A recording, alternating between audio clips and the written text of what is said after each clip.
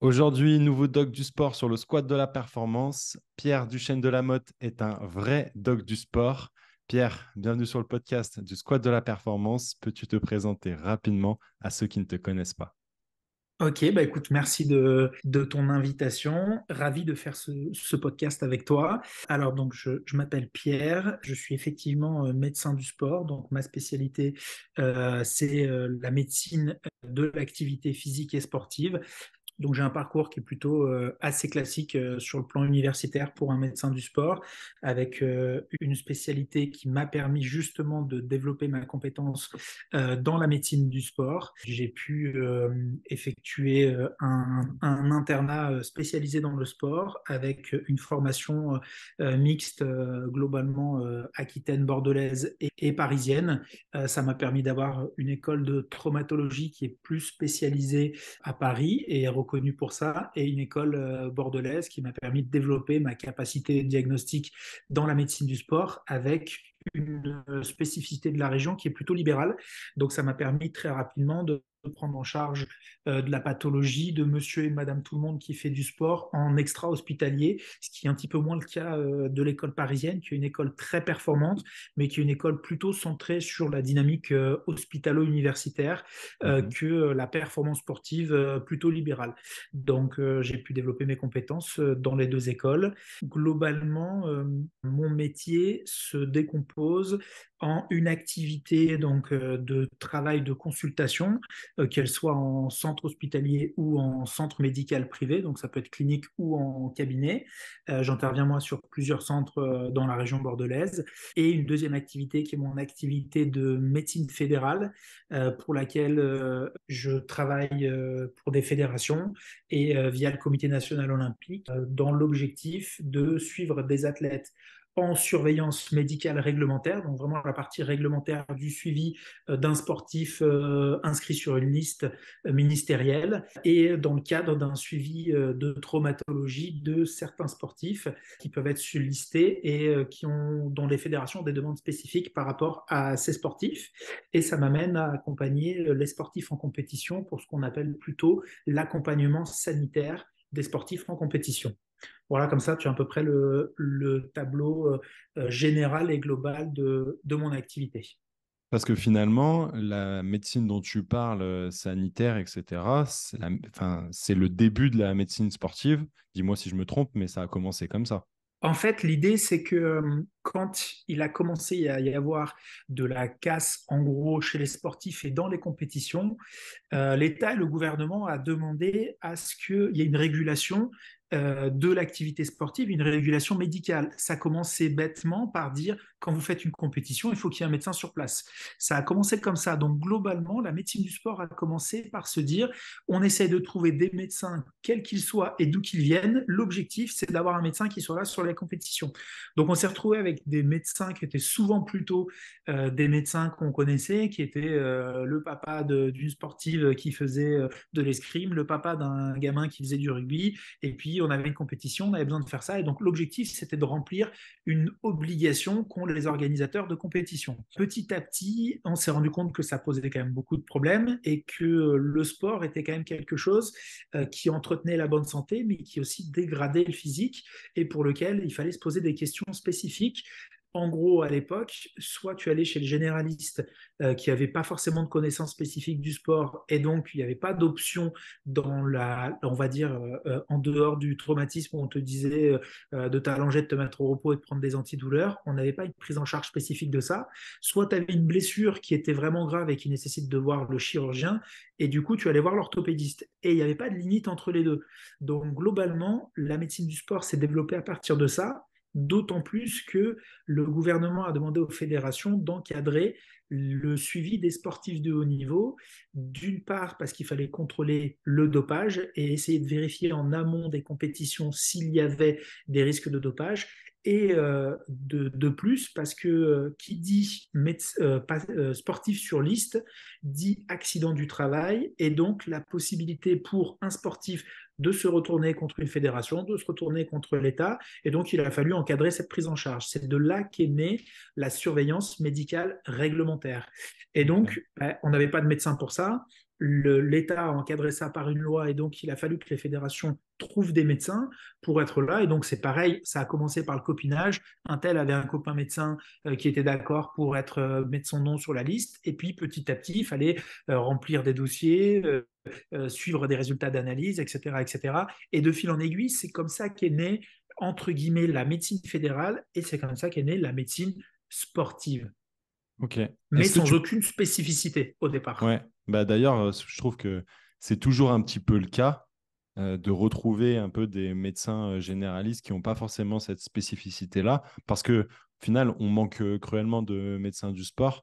Moi qui travaille dans un club de football, je me rends bien compte que autant ils trouvent facilement, ou en tout cas ils ont beaucoup de candidatures pour d'être kiné du sport dans des fédérations, dans des clubs, etc. Par contre, trouver un médecin du sport qui veuille travailler en fédé, qui veuille travailler en club, bah, ce n'est pas forcément évident parce que finalement, il y a moins de candidatures, il y a moins de professionnels, il y a moins de médecins du sport tout simplement. Bien sûr. Alors, c'est pas évident, je pense, pour d'autres raisons aussi. Mais effectivement, la médecine du sport, c'est vraiment une spécialité qui est très jeune et Mm. qui est un carrefour de plusieurs spécialités. Et c'est une spécialité qui n'a pas encore défini une identité stricte. C'est-à-dire que moi, je vais te donner ma définition de la médecine du sport. Moi, je suis médecin du sport exclusif, donc je ne fais que ça. Dans mon travail, il y a bien évidemment la traumatologie du sport, qui est vraiment un des volets principaux.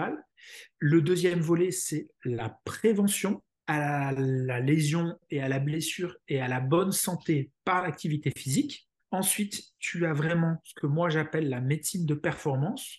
Peut-être on développera ce volet-là un petit peu plus Évidemment. tard. Et tu as la partie, on va dire, sport santé, qui est vraiment une partie globalement et prévention, mais qui est une partie remise en activité et lutte contre la pathologie chronique. C'est tout ce qui est un petit peu en vogue, si tu veux, aujourd'hui. Mhm. Donc globalement, on peut mettre ces quatre volets et si on veut regrouper, on peut se dire qu'il y a la traumatologie, la médecine préventive qui inclut la partie sport santé, avec des publics qui peuvent être un petit peu différents, et la partie médecine de performance. Ça veut dire que le médecin du sport que tu dois trouver, il doit pouvoir répondre à ces questions-là. Et quand on fait l'historique et qu'on vient de médecins généralistes, eux, ils ont déjà une patientèle avec beaucoup de monde, avec tous les problèmes qu'on connaît de la santé et de la médecine en France aujourd'hui et de la médecine générale. C'est quand même des gens qui accueillent en moyenne, on va dire, pour ceux qui ne se laissent pas trop déborder, entre 20 et 30 patients par jour. Pour ceux qui sont débordés, ils peuvent accueillir entre 30 et 50 patients par jour. Et donc, si tu divises par le temps, ça laisse des temps de consultation qui sont globalement de 10 minutes. Donc, ça veut dire voir le patient, identifier où est-ce qu'il a mal et peut-être faire une ordonnance pour un kiné et une ordonnance pour un bilan d'imagerie. Mais ça veut dire que ça ne laisse pas un temps à l'examen clinique fin, ça ne laisse pas un temps à la compréhension de la pathologie dans un ensemble, ça ne laisse pas un temps à une compréhension de la pathologie liée au sport, ça ne laisse pas un temps à la prévention et ça ne laisse pas un temps à la performance. Donc, globalement, ça ne remplit pas les critères de la médecine du sport. Une fois qu'on a dit ça, on ne forme plus beaucoup et on ne forme pas beaucoup de médecins du sport en France parce que ça prend un peu de temps. Et puis, si tu prends les médecins généralistes, même ceux qui ont été formés à la médecine générale, qui ont une grosse appétence pour la médecine du sport et qui se sont formés par la suite, eux, ils continuent d'avoir des activités mixtes. Donc, tu intègres la médecine du sport de quelle manière? Tu accueilles globalement tes patients de médecine générale et plus ou moins les patients de ton cabinet ou de tes confrères autour, et tu les accueilles pour donner un point de vue un peu meilleur sur leur pathologie et leurs blessures. Mais tu n'es pas capable de les prendre en charge et de faire un suivi et de te dire je prends un patient à J0, je l'accompagne, on va dire, jusqu'à 3 mois après sa blessure, 6 mois après sa blessure, 9 mois après sa blessure ou un an. Donc ça, c'est difficile. Moi, je consulte sur rendez-vous, j'ai des plannings qui sont qui sont pleins sur 3 à 6 mois. Et puis, je prends des patients en cycle de soins. Quand j'accueille un patient, c'est rare que j'accueille un patient, je donne un avis, et puis derrière, je ne le revois jamais. Donc, c'est plutôt des consultations chez moi qui durent en moyenne moyenne pour une première consultation entre 40 minutes et 1 heure. S'il y a des actes techniques spécifiques, ça peut durer jusqu'à 1h30. Et puis ensuite, il y a des consultations de suivi, il y a des cycles de soins. Je participe à des cycles de soins et à de la chose, genre de la consultation pluridisciplinaire avec mes confrères kinés, éventuellement mes confrères podologues, éventuellement d'autres disciplines aussi. Et puis ensuite, je reconvoque les patients assez régulièrement pour suivre l'évolution naturelle des pathologies. Et quand on est sur la performance ou quand on est sur la prévention, c'est pareil avec des cycles un petit peu différents. Ouais, bah, avec tout ce que tu viens de dire, je trouve que ça fait une grosse hype autour de ce qu'on va pouvoir discuter, médecine préventive, médecine performance, les cycles de soins. Je pense qu'on va bien pouvoir discuter de tout ça. J'aimerais rebondir un peu sur ce que tu disais. Tu parlais du médecin généraliste. Moi, ma vision des choses, c'est qu'un médecin généraliste, c'est un chef d'orchestre qui est là, qui est en première ligne, qui reçoit le patient et au final, qui, en fonction de la plainte du patient, est capable de réorienter, a le carnet d'adresses pour réorienter. Et finalement, bah, dans le cadre d'un sportif, bah, penser à toi, à tes confrères et à te le réorienter. Bien sûr, en fait, regarde, le médecin généraliste, un, c'est le chef d'orchestre, deux, c'est le responsable, et trois, c'est celui qui a le métier le plus difficile. Mm. C'est-à-dire que, tu vois, moi, je n'aurais pas eu le courage de faire médecine générale, je trouve que c'était la spécialité la plus dure, et je m'en sentais pas ni la qualité, ni la compétence, parce que être capable de dépister l'infarctus à 8h30, et puis de voir l'entorse de cheville qui peut être grave à 8h40, et puis derrière, faire une annonce de cancer à 8h50, je trouve que c'est extrêmement difficile. Ça nécessite de raisonner beaucoup, de raisonner vite et de raisonner avec un énorme domaine de compétences qui est toute la médecine. Donc, que de la psychiatrie au sport, à l'obésité, à l'enfant, au bébé, c'est énorme.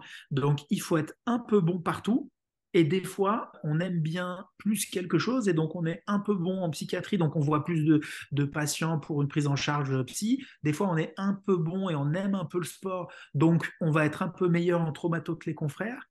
Mais soyons clairs, moi, je ne suis pas capable de faire ce que fait le médecin généraliste. Le médecin généraliste, il n'est pas capable de faire ce que moi je fais. Mhm. Alors, ça ne veut pas dire qu'il n'y a pas des médecins généralistes qui ont une bonne qualité, une bonne capacité dans le sport, mais ça veut dire qu'ils ont adapté leur travail, leur temps de travail et leur planning pour se dire, j'en sais rien, je te dis n'importe quoi, le jeudi et le vendredi, je fais que de la médecine du sport, ou j'ai un tiers de mon temps qui est basé à ça, et du coup, forcément, mes consultes n'ont pas la même tête et la même durée que mes consultes de médecine générale. C'est totalement normal. Mais si on remet un petit peu en perspective, moi qui fais ça, on va dire 10 heures par jour, plusieurs jours par semaine, plus 24 heures sur 24 quand je suis en compétition, forcément je dors sport, je respire sport, et donc je fais de la consultation que sur ça.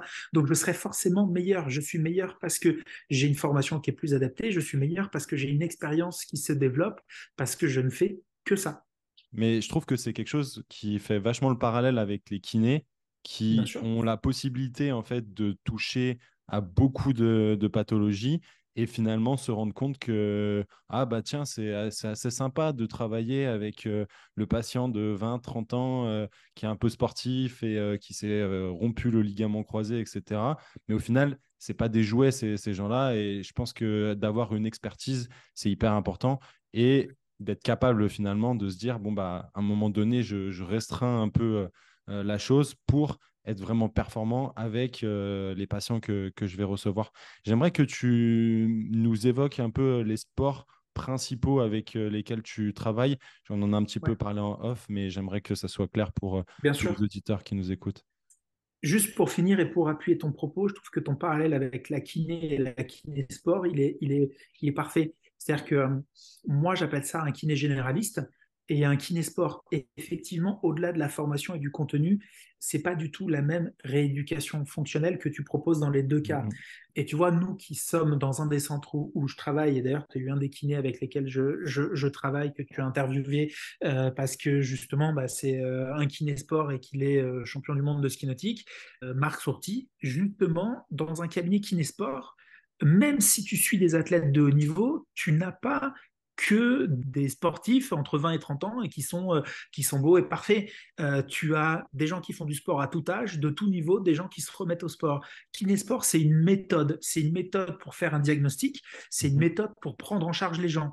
Et il ne faut pas que les jeunes kinés se disent à Kinésport, je vais avoir les jeunes entre 20 et 30 ans sportifs de haut niveau. Ça ne marche pas comme ça. Tu vas développer un savoir-faire et une compétence qui va servir aux sportifs de haut niveau, à l'athlète entre 20 et 30 ans, qui va servir aux sportifs qui courent le marathon mais qui a 50, 60 ans, au mec obèse qui s'est dit je vais me prendre en main et je vais aller faire du sport, mais j'ai telle pathologie, qui est le plus à même pour m'aider? Eh ben, c'est le kinésport parce qu'il va m'aider à optimiser mon potentiel pour me remettre en activité et perdre du poids et pas mourir de maladies cardiovasculaires parce que je suis obèse. Donc, justement, kinésport, c'est une méthode diagnostique, c'est des outils thérapeutiques différents, c'est une méthode de rééducation fonctionnelle différente, c'est vraiment un métier. Et à Mhm. partir de ça, tu développes une expertise et une compétence. Et ben, du coup, ben, tu deviens kiné-sport. C'est pas le kiné qui adore le sport, qui s'est pas formé, qui est pas spécialisé là-dedans et qui veut voir que des jeunes de 20 et 30 ans. Et du coup, c'est la même chose en médecine du sport. La médecine du sport, c'est assez sexy quand on aime le sport, mais on n'est pas médecin du sport parce qu'on aime le sport. On est médecin du sport parce qu'on se forme et ensuite parce qu'on a l'expérience et qu'on prend en charge des patients là-dedans. Voilà un petit peu pour me faire le parallèle, mais je trouve qu'il est effectivement très très Ouais, parlant. très clair. Et au niveau des sports, un petit peu que tu gères dans... Alors, moi, ma spécialité dans les sports, c'est plutôt les sports nautiques, mécano et aérotractés. Donc, ça veut dire ski nautique, wakeboard, deltaplane, parapente et kitesurf. Ça, c'est les sports dans lesquels j'ai le plus de compétences parce que c'est ceux que j'ai le plus étudiés, c'est ceux sur lesquels j'ai le plus évalué, examiné et suivi d'athlètes. Il y a également donc, les sports globalement de glisse et les sports plutôt, on va dire, sport extrême sur lesquels j'ai vraiment une vraie compétence. Ça nous amène aux sportifs surfeurs que je suis régulièrement au quotidien. Et depuis assez peu de temps, je suis des sportifs, des crossfitters et des haltérophiles professionnels. Voilà les sports sur lesquels j'ai le plus d'affinité déjà et le plus de compétences et surtout sur lesquels je peux avoir des missions fédérales. Ok. Je crois savoir que tu es issu des sports de glisse. Exactement, oui. Ouais. Forcément, quand on est médecin du sport, on est forcément passionné plutôt par le sport. Dans ma pratique sportive, je suis plutôt issu des sports de glisse et dans ma pratique professionnelle, je me suis rapidement orienté vers les sports de glisse. Ok. Et justement, qu'est-ce qui t'a amené au sport, on va dire, de force, haltéro, crossfit, etc. Alors, en fait, je pense que on va dire dans les 4-5 dernières années, il y a deux sports qui se sont énormément développés pour lesquels on a vu arriver rapidement de la pathologie. C'est la course à pied et le crossfit. La course à pied, pourquoi? Parce que finalement, les gens ont pris conscience de l'importance de la bonne santé et de la facilité avec laquelle on pouvait aller courir sans matériel n'importe où, qu'on court 2 km 10 ou 40 ou qu'on allait faire de l'ultra trail. Ça a amené les gens à aller dehors et à globalement faire des sports de nature à moindre coût. Et le deuxième sport qui s'est énormément développé, c'est le CrossFit, Ouais. parce que les box se sont développés. Ça a un côté sexy, musical, et ça a un côté, je sais en un temps donné exactement ce que je vais faire. Je sais le nombre de fois par semaine que je vais pouvoir le faire. Les horaires sont adaptés puisqu'il y a des horaires tôt le matin, des horaires entre midi et deux et des horaires tard le soir. Donc, j'ai pas d'excuse pour ne pas le faire. Et globalement, entre 45 minutes et une heure, je suis capable de faire des séances à une intensité importante, à lutter contre moi-même. Et mon physique se développe énormément grâce à ça. Donc, ces deux activités-là se sont beaucoup développées. Et forcément, quand on passe d'une activité où on n'en faisait pas beaucoup ou pas du tout à quelque chose qu'on se met à faire intensément et régulièrement avec de la charge, soit de la charge par le volume, soit de la charge par la charge de l'activité, notamment porter des charges ou porter son poids en crossfit, eh ben, on peut se blesser. Et donc, on a vu arriver beaucoup de blessures. Et de fil en aiguille, le crossfit m'a amené à avoir des crossfitters et les crossfitters font de l'haltérophilie pour se préparer pour tout ce qui est le port de charge. Et ça m'a amené à suivre les coachs haltérophiles des crossfitters et ça m'a amené comme ça à commencer à consulter des athlètes de haut niveau. Ok, Voilà. super. Donc simplement, je me suis retrouvé pour le coup en haltérophilie CrossFit. Ça a été un petit peu le fruit du hasard. Et puis il y a un des centres où j'interviens qui est à côté d'une base militaire dans lequel il y a des militaires d'intervention d'unités d'élite.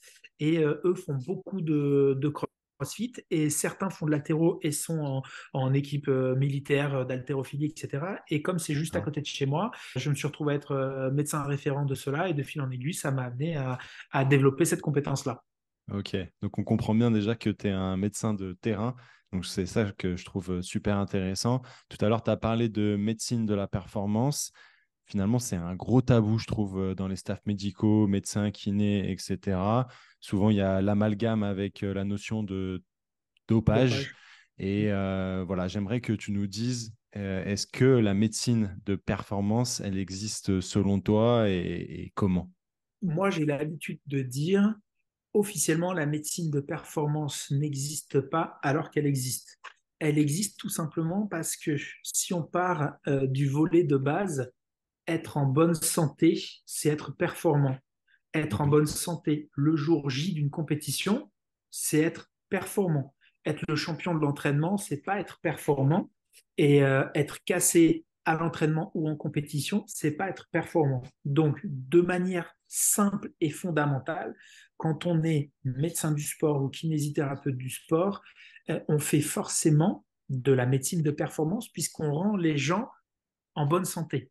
Deuxièmement, pour que les gens soient en bonne santé, qu'ils soient capables de faire leur activité longtemps ou de manière répétée, qu'on soit kiné du sport ou qu'on soit médecin du sport, l'objectif, c'est de développer l'économie et l'écologie dans la gestuelle. C'est-à-dire, ce geste-là, il coûte sur le plan énergétique, donc tu vas devoir manger plus, tu vas devoir prendre plus de temps de repos, tu vas avoir du plus gros muscle. Si on fait ce geste-là de telle manière, il sera plus économique et plus écologique, et donc tu seras capable de faire ce geste mieux et plus longtemps. Donc, ça nous amène un petit peu à la petite notion d'étude de la gestuelle sportive.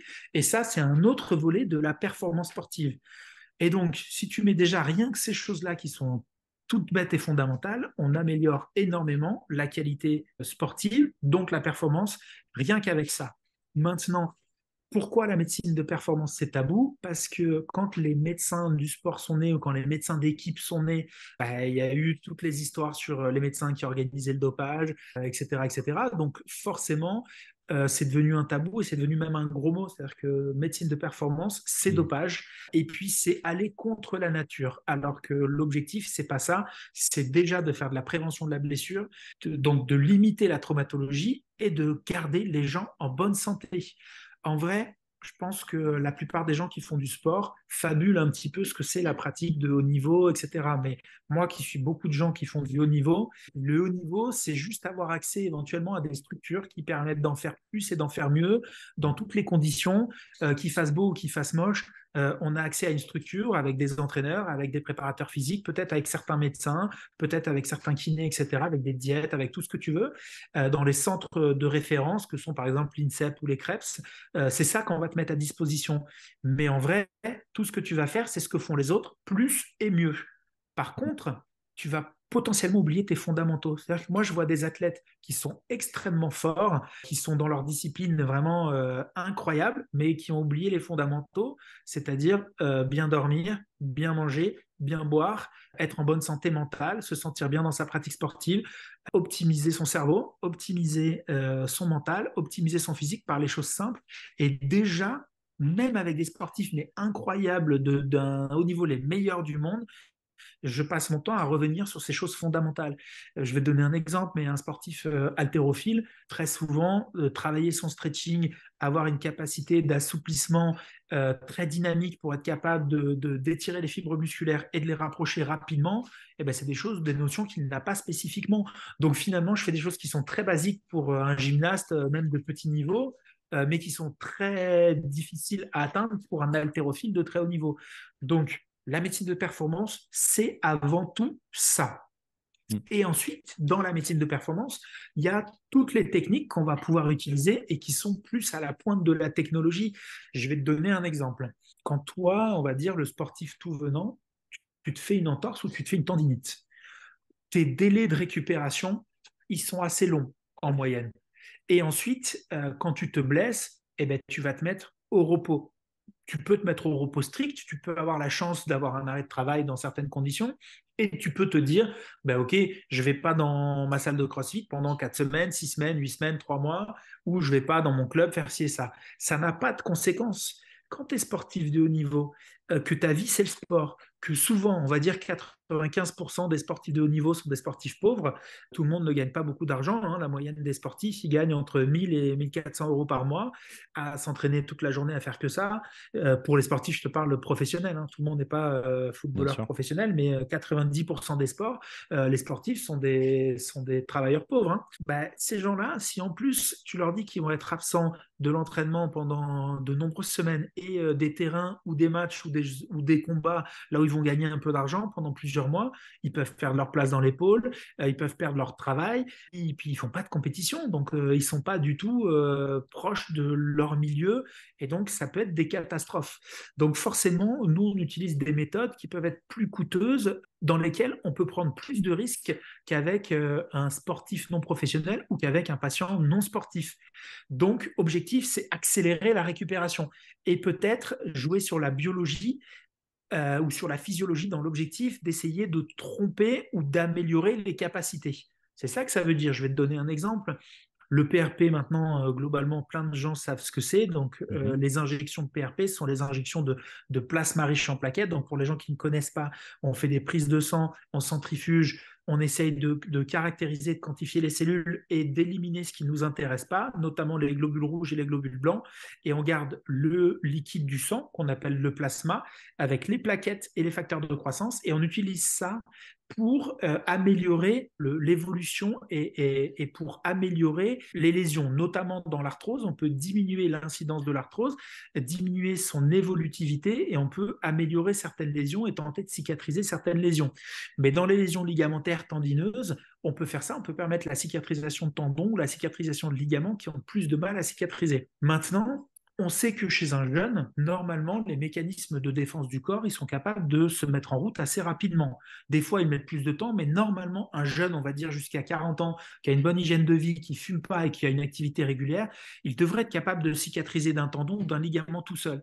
Mais on va dire qu'une cicatrisation d'une entorse, ça peut mettre, on va dire en théorie, en moyenne, entre 4 et 6 semaines. Chez un sportif, 4 et 6 semaines sans rien faire, c'est pas possible. Donc, on va tenter de faire des injections très rapidement des J0, J1, J2, J3, J4, pour faire en sorte que la cicatrisation, elle mette plutôt 8-10 jours. Et que pendant ces 8-10 jours, on fasse un travail spécifique de rééducation très spécialisé. Et qu'après 10 jours, on remette en charge pour se dire qu'à 3 semaines, il est sûr de reprendre son activité sportive. Quand je te redisais tout à l'heure, on prend plus de risques, c'est parce qu'on accepte chez le sportif de haut niveau qui est sous contrat et qui a le droit de se blesser et qui a le droit d'avoir des séquelles, parce qu'il est payé entre guillemets pour ça, on accepte qu'à 3 semaines, il puisse reprendre en ayant une lésion qui a été accélérée dans son processus de cicatrisation, mais qui peut quand même encore avoir la mémoire cellulaire de la blessure et donc qui garde le risque de blessure qui s'augmente et qui peut aggraver parce qu'il va casser complètement une structure qu'on a réparée, mais qu'on a réparée pour aller trop vite. Donc ça, on peut l'accepter parce qu'un sportif de haut niveau, il l'accepte et qu'il a conscience de ça. On peut discuter avec lui parce que je préfère qu'il soit cicatrisé par cette méthode plutôt qu'il retourne sur le terrain dans 3 semaines en n'étant pas du tout cicatrisé et qu'il se blesse et qu'il mette un terme à sa carrière, ce qui serait un drame pour lui. Avec lui, on peut l'accepter, on ne le fera pas avec un sportif du tout venant ou avec une personne qui a une pathologie liée à l'activité et qui peut se permettre d'avoir un temps de repos. Finalement, on se rend compte que la performance, c'est autant la personne qui veut se remettre au sport, qui veut faire son premier 10 km, ce genre de choses, et également bah, des sportifs peut-être plus aguerris. Et puis finalement, il y a un spectre dans tout ça qui vont avoir des obligations contractuelles et avec qui tu vas être en fait dans l'accompagnement pour leur donner les conseils et pouvoir en fait les aider à pouvoir atteindre leurs objectifs. On est là en fait Bien sûr. à prendre en fait en considération l'objectif de l'athlète et voir de trouver le bon compromis pour l'aider grâce à nos connaissances, à tes connaissances dans la médecine. Bien sûr. Bien sûr. Si tu veux, la médecine de performance, c'est quand même, ça, si tu veux, ça ruisselle depuis le haut niveau vers le bas niveau. Attention, il n'y a pas de péjoration quand je parle du bas niveau. Globalement, qu'est-ce qui est le plus important? Si je te prends, je vais te reprendre l'exemple de la personne qui est en surpoids et qui a pris conscience que son surpoids pouvait le tuer à petit feu et qui se dit, via l'activité physique, je vais réduire mon surpoids, via l'activité physique, je vais réduire ma sédentarité et donc je vais diminuer le risque de mourir de maladies cardiovasculaires, du diabète, de pas mal de choses. Et puis je vais être mieux dans ma peau, je vais être en meilleure santé, etc., etc. Si lui, tout de suite, il démarre la course à pied et qu'il se blesse dans les premières séances, il va arrêter la course à pied et il va se remettre dans son cycle infernal et donc on n'aura rien gagné. La médecine de performance, qu'on soit médecin ou kiné, ça peut être déjà de manière très basique, juste lui fournir un accompagnement qui lui permette d'ajuster sa préparation physique, même très simple, et d'ajuster la méthode pour initier ou reprendre la course à pied pour qu'il puisse durer plus longtemps dans sa phase où il va se remettre en activité et donc diminuer le risque de blessure. Ça, c'est aussi de la médecine de performance. C'est de la médecine de performance toute simple, mais quand je vais dire à un sportif en surpoids qui s'y remet que je vais lui dire, eh bien, il faut que tu t'hydrates de telle manière, il faut que tu manges de telle manière, avec des choses simples, je ne vais pas lui dire, va prendre tel complément micronutritionnel, il faut que tu manges 14 gélules de ça et ça, je vais lui dire de manière simple, quels sont les macros, qu'est-ce que c'est une protéine, qu'est-ce que c'est un glucide, qu'est-ce que c'est un lipide, et puis à partir de ça, combien il faut manger de calories pour te permettre de faire ça. Bien sûr, après, on peut rentrer dans la performance, on va dire, du haut niveau, ou en tout cas des gens qui ont un volume important d'activité et qui veulent investir financièrement dans leur santé. Alors, il y a plein de choses, il y a plein de techniques. Je vais te donner quelques exemples de performance. Si on prend une des parties de mon activité, par exemple, c'est l'optimisation de la gestuelle sportive. L'idée, c'est qu'aujourd'hui, on a des outils qui nous permettent, bien sûr, au-delà de la capacité à filmer la gestuelle, qui nous permettent d'analyser les vecteurs de force, d'analyser la biomécanique, d'analyser ce que la littérature nous dit sur les blessures. Tout ça nous permet de savoir qu'est-ce qui est dans la gestuelle sportive à risque d'être moins performant parce que juste le geste est moins bon, ou qu'est-ce qui peut être moins performant parce qu'on c'est à risque de se blesser. À partir de ça, si on combine tout ça, on est capable de définir le geste, on va dire, parfait, entre guillemets, ou en tout cas le geste plus idéal. Et ça peut s'optimiser tout simplement en disant au sportif, ben voilà quel est ton geste, voilà quel serait le bon geste, et donc corrige ton geste. On peut faire ça, on peut travailler sur le plan fonctionnel en préparation physique, en rééducation pour optimiser la gestuelle en travaillant certains groupes musculaires d'une telle manière dans certains secteurs, dans certains régimes de contraction, dans certaines amplitudes pour que le geste se corrige. Ou on peut aussi utiliser des techniques pour corriger la gestuelle en travaillant sur la manière dont le cerveau et le cervelet interagissent, et notamment ce qu'on appelle la reprogrammation neuromotrice, où par exemple, moi j'utilise un dispositif qui me permet, avec la stimulation par des sons de basse fréquence, en gros de permettre au cerveau et au cervelet de communiquer pour effacer un geste qui est de mauvaise qualité et reprogrammer par un geste qui est de meilleure qualité. Donc Ok. ça, c'est des choses qu'on peut faire qui sont effectivement extrêmement technologiques et qui ne sont pas à la portée de tout le monde. Mais ça, c'est des choses, par exemple, qu'on peut faire. Quand je te parlais des injections, les PRP, ça a un certain coût. Maintenant, on a tendance à faire des techniques de PRP avec des systèmes de centrifugation et de concentration qui sont vraiment extrêmement technologiques.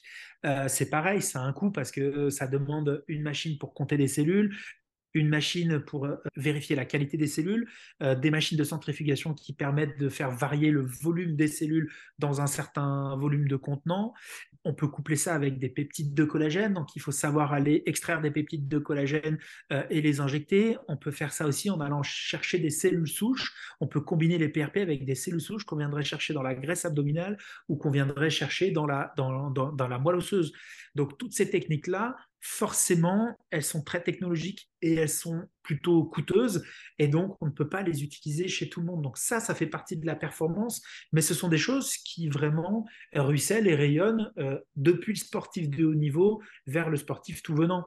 Je vais te donner un autre exemple qui est peut-être plus proche du quotidien de tout le monde. Il y a plein de sportifs qui vont faire des soins de massage, qui se payent des soins de massage après l'effort pour récupérer plus vite, pour avoir une sensation de bien-être, pour faire de la compression musculaire, pour faire du drainage, pour optimiser la récupération. Il y a plein de sportifs qui vont faire de la cryothérapie corps entier ou de la cryothérapie compressive. Maintenant, il y a aussi des machines qui permettent de faire de la compression basée sur le rythme cardiaque, donc de la cohérence cardiaque via des mentons ou des bottes de compression, Ok. etc., etc. Donc maintenant, il y a des techniques folles. Il y a des caissons d'oxygénothérapie hyperbare qu'on peut utiliser aussi pour faire rentrer mieux l'oxygène dans les cellules en post-effort pour leur faire mieux récupérer. On peut faire des techniques où dans une articulation ou dans un tissu lésé, on vient injecter de l'ozone, donc ça s'appelle l'ozonothérapie. On peut faire beaucoup, beaucoup de choses. Il y a des kinés maintenant qui font du dry needling avec de la neuromodulation ou avec, en gros, on met des petites électrodes sur des zones musculaires pour essayer de forcer la relaxation du muscle. On peut faire la même chose en faisant passer un courant électrique pour réoptimiser la cellule musculaire pour lui permettre de nouveau de se contracter plus rapidement. On peut faire la même chose en faisant des bains d'électrolyse pour refaire le stock d'ions dans les cellules. Donc aujourd'hui, on peut faire des choses extrêmement technologiques basées sur la biologie et la physiologie. On peut se poser la question sur le plan philosophique de est-ce que quand un sportif a accès à ça par rapport à un sportif qui n'y a pas accès, est-ce que c'est juste? Je n'ai pas la réponse toute faite à cette question. Bien évidemment, on peut se poser la question de la limite avec le dopage, mais le dopage, c'est une notion qui est très simple, c'est une notion qui est sur les sportifs qui font des compétitions. La notion de dopage, c'est par rapport à des choses qui sont interdites. C'est tout simple. Donc, globalement, si je suis un sportif que je ne fais pas de compétition et que je prends des corticoïdes avant une séance de musculation, je serai beaucoup plus performant que si je n'en prends pas, c'est évident. Mais pour un sportif qui ne fait pas de compétition, c'est pas considéré comme du dopage. Par contre, pour un sportif en compétition, c'est interdit. Maintenant, quel est l'intérêt de prendre des corticoïdes si ça fausse la performance? J'ai pas la réponse non plus à ça. Mais la limite, si tu veux, elle peut vite être floue quand le médecin ou le kiné, il commence à être le sorcier ou le gourou. Et c'est là où ça devient dangereux. Quand tu es médecin du sport et que tu n'oublies pas ton serment d'Hippocrate et que tu passes ton temps à te dire premièrement, comment je vais faire pour ne pas nuire à mon patient, à partir de ce moment-là, tu es capable de te fixer les limites. Ce sont les bases de notre médecine occidentale. Mm. Tu parlais de dry needling, c'est top parce que c'est un sujet que je vais aborder avec Zlatan, qui est un kiné de Monaco au basket, que j'aimerais bien Ok, évoquer avec lui, qui est un spécialiste là-dedans. Donc, ce sera un des futurs podcasts pour ceux qui voudront écouter. Et super. tu as parlé en fait au tout début d'analyse biomécanique, qui sont une de Oui, tes spécialités. Et oui. j'aimerais comprendre, est-ce que tu vois ces sportifs en première intention, donc dans un but de performance, ou plutôt en seconde intention quand le sportif s'est blessé et qu'on essaye de comprendre une des potentielles causes de cette blessure? Alors, c'est très simple. Dans la situation idéale, j'aimerais voir le sportif quand il va bien. J'aimerais voir le sportif de manière préventive systématiquement. Dans la réalité, on va dire que ça correspond à moins de 10% des sportifs que j'analyse. J'ai plutôt 90% de sportifs qui viennent via la blessure. Alors, la blessure, ça peut être donc vraiment le traumatisme. Pour les personnes qui n'ont pas l'habitude de parler traumatologie, dans la traumato, tu as ce qu'on appelle la macro-traumatologie, donc le fait d'avoir un traumatisme et de se blesser. Je me tords la cheville, quelque chose craque, je me fais une entorse. Je prends un coup au rugby, mon épaule se luxe. Je fais une chute dans un sport X ou Y. Je me casse quelque chose ou je m'abîme un ligament. Je me fais la rupture du ligament croisé. Ça, c'est un macro-trauma. Ensuite, il y a la microtraumatologie. C'est ce que nous, on appelle l'overuse. C'est le Ok. fait de sursolliciter une structure qui, du coup, peut déclencher ou des douleurs ou sans douleur des baisses de performance. Donc, dans mes 90%, j'ai aussi des sportifs qui ne se sont pas blessés dans le sens, ils se sont cassés quelque chose ou ils se sont abîmés quelque chose et ils ne peuvent pas faire de sport, mais ça peut être des sportifs qui sont gênés dans leur pratique sportive et qui ne savent pas toujours pourquoi et qui ont une baisse de performance. Donc, je les compte là-dedans. Et par contre, les sportifs qui vont bien et qui viennent me voir pour un bilan d'analyse ou un bilan de performance, comme moi je l'appelle, j'en ai finalement assez peu, puisque dans les moments où ils vont bien, ils essayent plutôt de faire autre chose que d'aller voir le médecin. Et justement, quel est ton avis là-dessus? Est-ce que c'est une question de culture? Est-ce que c'est à cause de nous, professionnels de santé, qui ne savons pas vendre, entre guillemets, cette possibilité-là? Qu'est-ce que tu en penses? Je pense qu'il y a effectivement un problème culturel. Je pense qu'il faut revenir aussi au début de notre propos, c'est-à-dire que euh, la médecine de performance, malheureusement, c'est pas la médecine de la personne qui a un cancer ou un infarctus. C'est-à-dire que c'est pas pris en charge par la Sécu. C'est souvent très mal remboursé quand il y a des consultations qui sont remboursées. Et puis, ça nécessite un investissement financier qui peut être important. Je vais te donner un exemple. Chez moi, une consultation, quand je te vois en consultation et que je te fais une échographie dans le même temps diagnostic quand tu as de la macrotrauma ou de la microtrauma, on va dire que la consultation est plutôt bien prise en charge et tu es en moyenne sur une base de consultation qui va être de l'ordre entre 80 et 100 euros. Dès qu'on va faire un soin de type, on va dire, un PRP, tu peux aller sur des soins qui sont entre 200 et 300 euros et qui auront une majeure partie non prise en charge.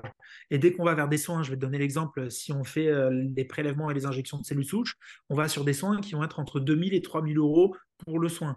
Donc, forcément, déjà, tu as une considération économique. Quand c'est ta fédération et qu'elle a de l'argent, ou quand c'est ton club, ou toi et que tu es un sportif qui gagne très bien ta vie, c'est des sommes qui sont pas importantes. Je vais donner des exemples. Certains de mes collègues qui suivent des sports plutôt comme le football, forcément pour les mêmes soins qui vont coûter à peu près les mêmes choses, il y a certains sportifs qui peuvent se dire à leur médecin, ok, je me suis blessé en match samedi, je t'affrète un jet et tu viens dimanche et tu me fais un soin, une écho. Donc forcément, on part sur des choses qui vont coûter des dizaines de milliers d'euros, justifié ou pas, j'en sais rien, j'ai pas cette réponse, mais on part sur des choses qui ont des coûts substantiels. Je vais te donner un autre exemple, un footballeur qui a une pubalgie qui se déclenche et qui veut savoir où est-ce qu'il va dans son pronostic quand son chirurgien ou quand potentiellement le chirurgien de la pubalgie il est au Qatar à ce moment-là parce qu'il opère au Qatar et qu'il faut le faire revenir et qu'il faut le faire repartir là-bas et qu'il faut le loger et qu'il faut le payer. On part sur des dizaines, voire des fois des centaines de milliers d'euros pour certaines choses. Donc on est sur des choses extraordinaires. Mais même des sommes entre, on va dire, 100 euros et 2-3 000 euros qui sont plutôt de l'ordre de choses qu'on peut imaginer, ça peut être hors de prix pour des gens. Donc, quand je vois qu'il y a des gens qui vont pas chez le généraliste parce qu'ils ne veulent pas payer des fois la partie mutuelle qui est de quelques euros, eh ben, c'est dur de se soigner quand on est sportif et qu'on doit en plus investir dans le sport. Quand on est un sportif pauvre, ce qui est vraiment un fléau en France, on a du mal à faire tout ça. Donc, forcément, on ne vient pas en prévention, on vient parce qu'on n'a pas le choix. Ensuite, au-delà de ça, je pense que c'est vrai que le sportif, il y a une notion que le sport, ça doit faire mal. Et donc, globalement, c'est plutôt culturel. Le sport fait mal. Maintenant, nous en Europe, on est un peu entre deux, mais tu as l'école russe dans la plupart des sports qui est on en fait un maximum le plus fort et le plus vite possible et on serre les dents. Et si ça casse, eh bien, on fera autre chose. Et tu as l'école américaine qui est l'école du on fait beaucoup, beaucoup, beaucoup de volume. Et donc, ça passe comme ça. Nous, en Europe, on est un peu entre les deux culturellement sur le sport, mais on a quand même une notion que le sport, ça doit faire mal. Donc, avoir mal au sport, c'est plutôt normal. Et moi, je connais beaucoup de sportifs qui disent, mais j'ai mal, mais c'est normal, j'ai mal, mais parce que je peux faire du sport. Mais tant que je peux faire du sport, c'est que ça va et que c'est normal. Et donc, finalement, on n'a pas tendance à prendre en charge sa santé quand on est un sportif. Donc, c'est vrai que c'est culturel. Et puis ensuite, il y a une notion de savoir. On ne sait pas qu'on peut aller voir son médecin du sport Mhm. quand il est vraiment spécialisé pour optimiser son activité dans un objectif préventif, mais également dans un objectif d'optimiser ma performance. Toutes ces raisons-là, elles existent. Et puis, on n'est pas beaucoup de médecins du sport à faire de la performance dans le territoire. Donc, Ouais, non, mais c'est pour ça. forcément, il y a un problème d'accès aux soins. Hein. Exactement. Mais c'est pour ça que je suis content que tu aies évoqué un peu tout ça et c'est la raison aussi pour laquelle je voulais t'avoir sur le podcast pour que ça éclaire un petit peu les auditeurs, les sportifs puissent se dire en fait qu'il y a des choses qui existent et que finalement, moi en fait, la raison pour laquelle j'ai créé ce podcast, enfin, finalement, il y en a plusieurs, mais je me souviens d'une chose qui m'a volontairement marqué. Il y a un an de ça, auparavant, j'étais à l'Olympique Lyonnais dans une structure très bien structurée. Finalement, il y avait tous les professionnels du sport et de la santé qui étaient autour des sportifs. Et puis, à un moment donné, je me retrouve à la Ligue PACA de football avec des jeunes footballeurs qui avaient un certain niveau parce que c'était pour être en équipe de France futsal U18. Et j'ai un jeune qui vient me voir, je le teste, tout ça, et clairement, ça puait la pubalgie. Mais finalement, en discutant avec lui, je lui ai demandé un peu s'il avait consulté, et il n'avait aucune notion de la possibilité d'aller voir un médecin du sport, d'aller voir un kiné du sport. Je crois qu'il était juste allé voir son médecin de famille qui lui avait donné des conseils, on va dire, très bateaux, en tout cas qui ne convenaient pas à son profil et à ses besoins. Et c'est véritablement des choses qui m'ont marqué. Et je me suis dit, mais attends, il faut quand même que ces sportifs ils puissent au moins avoir la connaissance il y a des possibilités d'aller consulter tous les professionnels que je peux interviewer sur ce podcast. Bien sûr. Et je pense que tu touches du doigt le vrai problème, c'est que le sport, si je te demande à des gens de décrire le sport, la pratique sportive, ils vont te décrire leur sport et ils vont te dire, bah, je m'entraîne, globalement, j'ai un coach ou un entraîneur. Mhm. Et le sport s'arrête à j'ai le coach ou j'ai l'entraîneur. Mais aller chercher tous les autres professionnels de santé, franchement, on n'est pas forcément capable d'aller les chercher. Donc, parce qu'on ne les connaît pas et qu'on ne sait pas qu'ils existent. Je vais te donner un exemple. Moi, les patients que j'accueille qui n'ont pas l'habitude de voir un médecin du sport, donc les patients qu'on ne suit pas, sont les patients qui viennent pour la première fois. Souvent, quand je redéfinis le parcours de santé qu'ils ont eu, numéro un, c'est souvent leur coach ou l'entraîneur qui a donné les premiers conseils médicaux parce qu'il a l'habitude de voir telle blessure ou telle chose. Malheureusement, aujourd'hui, avec le niveau de connaissance que nous, on a dans notre spécialisation, 90% du temps, les conseils ne sont pas les meilleurs. Ils ne sont pas forcément toujours mauvais, mais ce ne sont pas les meilleurs. Deuxièmement, les gens y viennent après avoir vu l'ostéo.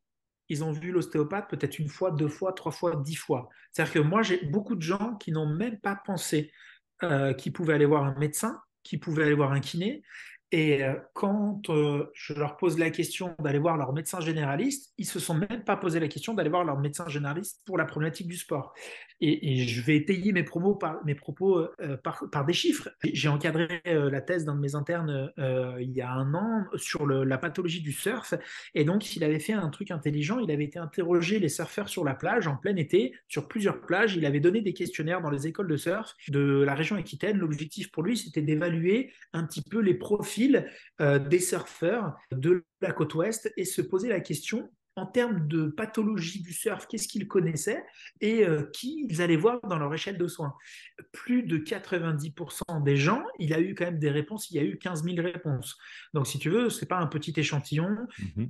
il a pu traiter, parce qu'il avait l'ensemble des données, plus de 1500 personnes. Mais globalement, sur ce nombre-là, il y avait plus de 80% de gens qui n'avaient absolument pas l'idée d'aller consulter leur médecin, qui n'avaient jamais parlé à leur médecin de leurs problèmes liés au sport quand ils le consultaient pour autre chose. Ils n'ont jamais demandé ce que leur médecin pouvait les aider par rapport à ça et les orienter éventuellement vers un médecin du sport ou un kiné ou autre chose. Ils n'ont même pas pensé à ça. Finalement, ceux qui ont consulté le médecin, souvent, c'est parce que quelqu'un leur a dit, et du coup, ils ont été voir le médecin en disant, je veux une IRM de mon épaule parce que j'ai mal à l'épaule, alors que c'est pas du tout ce qu'il faut faire. Mais par contre, plus de 60% d'entre eux, donc ça fait quand même un gros nombre, avaient consulté l'ostéopathe en première intention, c'est-à-dire blessure ou trauma égale ostéo.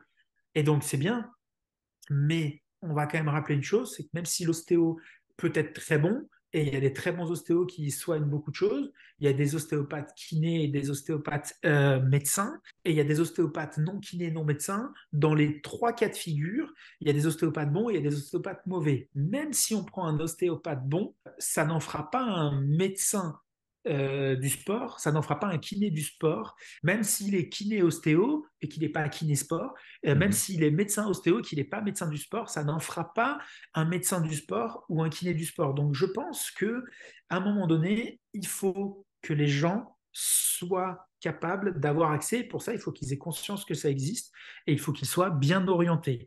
Mais globalement, l'entraîneur et l'ostéopathe, c'est bien, mais c'est pas eux qui connaissent le mieux la blessure.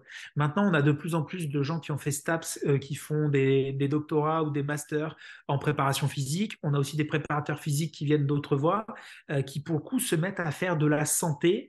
Je pense qu'il faut faire attention, la limite, elle peut être déviante. Moi, je pense que je ferai jamais un meilleur protocole de préparation physique qu'un préparateur physique qui a fait un master ou un doctorat en STAPS. Par contre, je ferai certainement un meilleur bilan diagnostique avec certitude et je planifierai et je proposerai des techniques de prise en charge qui seront forcément bien meilleures que celles que fera le préparateur physique, aussi bon qu'il soit, ou que fera l'ostéo, aussi bon qu'il soit, parce que mon métier, c'est 100% de faire ça. Mais tu as raison, tu parles des ostéos. Finalement, il y a un peu le paradoxe avec ce que tu disais auparavant, parce que même si aujourd'hui, il y a de plus en plus de mutuelles qui prennent en charge l'ostéopathie, ça reste des soins qui ne sont pas conventionnés. Et finalement, il y a des gens qui, même avec une petite bourse, on va dire, se retrouvent à aller consulter l'ostéopathe. Et c'est vrai, finalement, quand on parle, j'adore hein, mes collègues ostéo, j'ai plein de potes ostéo qui sont d'ailleurs très compétents, mais je me reconnais vraiment dans ce que tu dis. Je me demande en fait si, à la différence des professionnels de santé qui n'ont pas le droit de faire de la pub, etc., si à à un moment donné, en fait, cette hypocrisie, cette démagogie autour de tout ça ne dessert pas finalement le patient, le sportif. Bien sûr, moi je suis d'accord avec toi. Regarde, moi j'ai fait une formation, donc la formation de médecin ostéopathe, c'est une formation sérieuse, c'est une formation en 3 ans. Je l'ai faite parce que je trouvais que dans mes outils, dans ma boîte à outils de terrain, il me manquait certaines choses.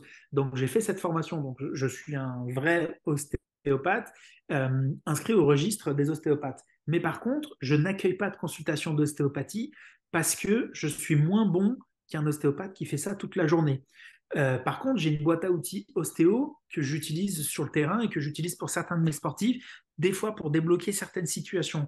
Mais je n'ai pas la prétention de dire que je suis capable de me faire payer, on va dire, pour faire une séance d'ostéopathie. Un, parce que c'est pas ce que j'ai envie de faire. Et deux, je Mhm. me sens pas suffisamment compétent. Et Ouais. pourtant, j'ai un bac plus 15, j'ai fait une formation très très spécifique dans l'ostéo-articulaire, donc je me sens compétent.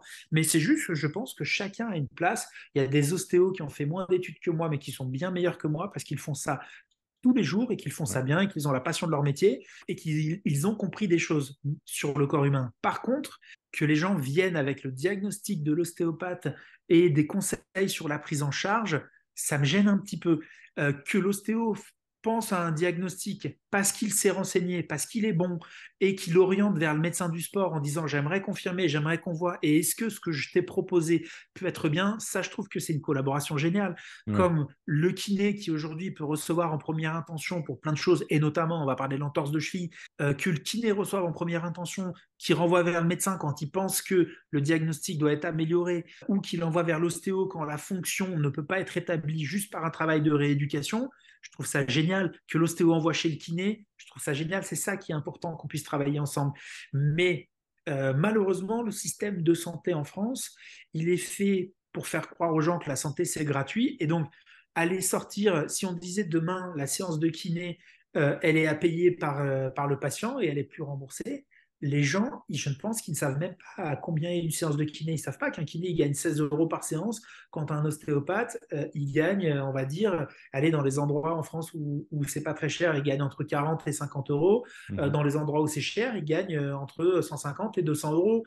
Et la fourchette moyenne, c'est le prix, on va dire, entre 50 et 100 euros chez l'ostéopathe. Il y a une énorme différence et les gens payent. Probablement, les gens payent aussi parce que certaines mutuelles remboursent. Et les gens aussi payent parce qu'ils pensent que l'ostéo, ça leur apporte plus que ce qu'on va leur apporter avec la médecine ou le kiné. Si demain on disait le médecin généraliste, la consultation c'est entre 50 et 60 euros et vous êtes remboursé que partiellement, Les gens, ils iraient plus chez le médecin généraliste parce qu'ils ont l'impression que la santé, ça doit être gratuit. On en revient à l'idée un peu culturelle en France. Payer pour sa santé, c'est un peu péjoratif. Et pourtant, plein de gens arrivent à investir dans l'ostéo, plein de gens arrivent à investir dans le sport. Quand on fait de la course à pied, ben, on change de pompe régulièrement. Même s'il y a des chaussures à toutes les bourses, on investit de l'argent dedans. Donc, investir dans la santé, investir dans le sport santé et investir dans la performance, forcément, il y a un moment donné où on investit un petit peu financièrement, mais c'est certain, par rapport à ce qu'on disait, le réseau est important et savoir que ces possibilités-là existent, c'est vraiment important. Génial. Justement, j'aimerais qu'on parle d'un sujet que tu as évoqué au tout début. C'est la notion que toi, tu planifies tes consultations sur plusieurs mois, que c'est pas seulement donner un diagnostic, mais il y a un réel suivi, que tu fixes des objectifs avec tes sportifs. Et moi, ça me parle énormément par rapport à ma pratique. Et je trouve que c'est un lien qui est connexe avec beaucoup de professionnels du sport et de la santé et que en discutant avec certains collègues médecins, bah, ça se fait de plus en plus, mais ce n'est pas forcément acquis par tous, on va dire. J'aimerais que tu puisses nous en parler. Quand j'accueille un patient pour la première fois ou quand j'accueille un patient pour une nouvelle pathologie, comme je t'ai dit, j'ai une première consultation qui est assez longue. Donc, on va dire la moyenne entre 40 minutes et 1 heure pour la moyenne des consultations. Ce que je fais dans ce temps-là, bien sûr, j'écoute le patient, j'ai un temps où j'essaie de comprendre ce qui l'amène à moi, j'ai un temps d'examen clinique, j'ai un temps éventuellement d'examen échographique. Je peux avoir un temps aussi d'évaluation de la fonction musculaire. Donc, de côté de la fonction musculaire, ça m'arrive de faire une partie d'analyse biomécanique tout de suite en mettant des capteurs. Ça m'arrive d'avoir une analyse musculaire en mettant de l'électromyographie de surface. Ça m'arrive aussi de faire de l'isocinétique tout de suite, etc. Mais souvent, je les reporte dans un autre temps. Par contre, à partir du moment où j'ai évalué le patient, je formule des hypothèses diagnostiques, et je propose un plan thérapeutique. Et ce plan thérapeutique et ces hypothèses, bien sûr, elles peuvent m'amener à faire des examens complémentaires, mais je les étale sur un temps en me disant, ben voilà, si je suspecte telle pathologie, la physiologie de cette pathologie fait que dans 15 jours, tu en seras là, dans 3 semaines, tu en seras là, dans 3 mois, tu en seras là, dans 6 mois, tu en seras là, dans un an, tu en seras là. Donc, déjà, je l'écris cette timeline de la pathologie au patient pour qu'il ait ces notions-là. Et ensuite, je planifie la prise en charge, c'est-à-dire, je vais vous revoir à telle date, on va se revoir à telle date, on va faire telle chose, on va faire tel bilan, on va faire telle échographie de contrôle, on va mettre en place tel type de soins, on va mettre en place tel type d'analyse, et puis on va se revoir pour évaluer ça, ça et ça. Entre-temps, les patients, ils reçoivent aussi des questionnaires pour évaluer leur évolution. Donc ça, ils reçoivent des liens par mail, ils cliquent sur le lien et ça les envoie sur une partie de mon logiciel médical dans leur dossier qui leur permet de remplir des questionnaires sur comment ils évoluent dans la douleur, comment ils évoluent dans la fonction. On a des questionnaires qui sont spécifiques pour les pathologies, des choses qui sont plus générales et on a des questionnaires qui recoupent des tests que eux ils font, c'est-à-dire, je vais te donner un exemple, mon épaule, quand tu reçois le questionnaire, tu as des schémas, on te demande de lever ton épaule de telle manière et tu me dis je suis arrêté à telle chose, donc c'est tel angle. Ensuite, chez mon kiné, j'ai fait tant de séances, il m'a fait travailler ça, je suis à telle phase de rééducation, j'ai fait tant de séances. Moi, je vais par exemple te faire un test d'extensibilité où je vais te demander, je te dis n'importe quoi, tu as une pathologie du dos, je veux vérifier à combien de centimètres tes doigts sont du sol, donc tu vas me dire en termes d'évolution, etc. Donc, c'est plein de choses comme ça. Et moi, je suis ces questionnaires, ça me fait des courbes et ça me fait les bilans d'évolution. Et à partir de ce moment-là, je sais si je suis dans le bon cadre et si je suis la bonne courbe de progression classique que j'attends. Donc, quand tu mets tout ça bout à bout, je revois le patient régulièrement, je fais faire des examens complémentaires à une périodicité et à une rythmicité spécifique. Je fais moi des examens fonctionnels ou biomécaniques ou de force, etc., à des périodicités spécifiques. Je planifie des suivis avec, par exemple, mes kinésithérapeutes. Je te dis un exemple, pendant les 4 premières semaines, vous allez aller chez le kiné 3 fois par semaine parce qu'il y a une fois où vous allez apprendre, donc faire de l'éducation, une fois où vous allez faire un travail en force, une fois où vous allez faire un travail plutôt d'apprentissage sur l'équilibre, la proprioception, sur la conscience du schéma corporel, peu importe. Ensuite, on va passer à 2 fois par semaine et vous allez acquérir l'autonomie, donc vous allez devoir faire ça, ça et ça, puis une fois par semaine, puis une fois tous les 15 jours, etc., etc. Ensuite, moi, dans cette période-là, pendant les cycles de soins, j'ai des périodes de staff avec mes collègues, donc on staff avec les kinés, je staff avec les podologues, je staff éventuellement avec les diètes, je staff avec certains ostéos qui font des choses spécifiques, je staff avec les prépas physiques, etc., etc. Et je staff aussi avec les préparateurs mentaux. Et bien sûr, les entraîneurs, quand ils sont dans la boucle, par contre, je staff avec eux que en présence de l'athlète.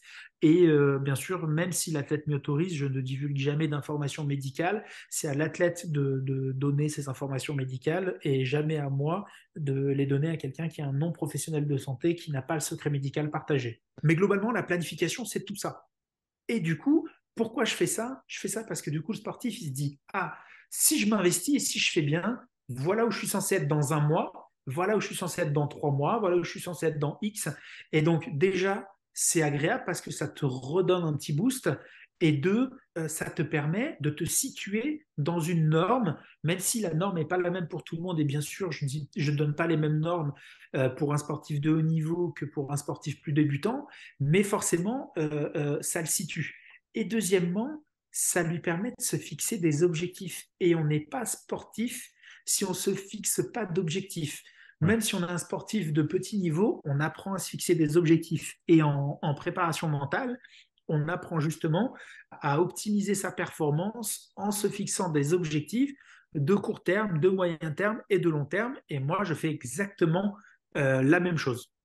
Ouais, ouais, ça me parle beaucoup, cette notion d'objectif. Et finalement, chaque sportif a un projet et une timeline avec des dates plus ou moins précises, mais qui lui permettent en Bien fait sûr. de se projeter vers l'avant et d'être acteur en fait de sa rééducation et de sa remise au sport. Complètement. Et puis regarde, moi, ça lui permet aussi au sportif d'être capable de me dire, attends, mais là, tu déconnes, t'as pas compris quelle était ma demande. Tu vois, si le sportif me dit, ben voilà, mon objectif, c'est de faire le marathon dans 3 mois, et que moi, je lui dis, bon, ben alors les 6 premiers mois, on va faire ça, les machins, le mec, il va se dire, tu déconnes. Et à l'inverse, si moi, je lui dis, écoute, je vais te dire la réalité, ta lésion où tu croyais que dans 15 jours, c'était bon, dans 3 mois, tu y seras encore. Et à partir de ce moment, lui, il va aussi réfléchir à réajuster son échéancier sportif et professionnel. Typiquement, en ce moment, on est dans plein de sports dans les phases de qualification pour les Jeux Olympiques. On sait qu'il y a des compétitions de référence qui permettent de se qualifier pour les Jeux Olympiques.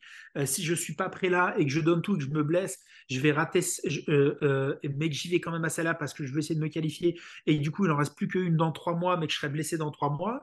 Il y a une vraie stratégie à faire. Le sport, c'est aussi de la tactique et donc, il faut savoir mettre en place des tactiques, mais pour ça, il faut avoir les bons outils. Et aujourd'hui, mettre en place une stratégie dans le sport, je pense que ça peut plus se faire que le sportif et l'entraîneur. Ça doit se faire avec le kiné, avec le prépa physique, avec le prépa mental, avec le médecin, avec la famille. Enfin, il y a plein de choses qu'il faut intégrer dans une planification. Pour Ouais, être performant, il faut planifier. Ça n'existe pas, la performance sans planification, ça n'existe pas. ouais, Donc, clairement. il faut jouer là-dessus. Demain, si tu vas chez un kiné qui ne te planifie rien, qui n'a pas de plan de séance, qui ne sait pas où est-ce qu'il veut t'amener, c'est le meilleur moyen de stagner en rééducation. Donc, si on revient sur ce qu'on a dit au début, un kiné qui a fait kiné-sport, il apprend une méthodologie pour planifier en fonction des types de blessures. Donc, un kiné généraliste qui a peut-être, sans aucune péjoration, moins l'habitude de faire de la planification, forcément, il t'accompagne moins bien. Mm, Moi, mm, j'ai mm. des kinés généralistes qui me disent, oh, bah, c'est une épaule, c'est une épaule. Et donc, qui forcément rééduquent l'épaule de la même manière pour tout le monde. Mais une épaule, c'est pas une épaule. Une épaule, elle a des dizaines et des dizaines de pathologies différentes qui amènent à des dizaines de rééducations différentes. Un genou, c'est pareil. C'est énorme les différences de prise en charge qu'on peut avoir. Et du coup, la rapidité à laquelle on récupère quand on planifie sa prise en charge. Ça m'évoque pas mal de choses. J'aimerais en fait ton point de vue sur la notion de bénéfice à court et long terme. Je m'explique. Tu parlais d'un athlète, par exemple, pour les JO. On sait que, comme tu l'as dit, il y a des échéances régulières jusqu'aux JO, notamment les JO 2024 de Paris. Si tu as un athlète qui voilà, a envie, a besoin d'être performant sur une échéance à court terme, mais que tu sais qu'à long terme, notamment en post-carrière, ça peut être délétère pour lui. Quel est ton point de vue? Comment tu gères ces situations-là? Alors ça, c'est vraiment le quotidien.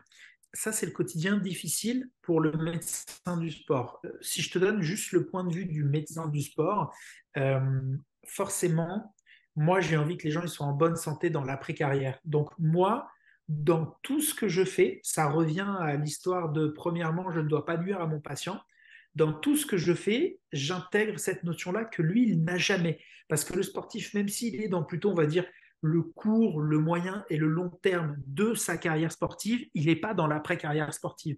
Donc moi, typiquement, quand j'ai des sportifs même de très haut niveau, mais on va dire des jeunes, souvent on entre sur liste dans certains sports autour des 12 ans, il y a des sports où on entre plus tardif, mais entre 12 et 18 ans, c'est l'âge où on entre sur les listes de haut niveau en moyenne.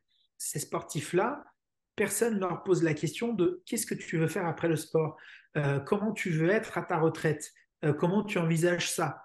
Ça, c'est des questions qu'on ne pose pas dès le début. Et pourtant, moi, je les pose tout de suite à un sportif de 12 ans qui rentre sur liste de haut niveau et qui s'oriente vers une pratique sportive professionnelle.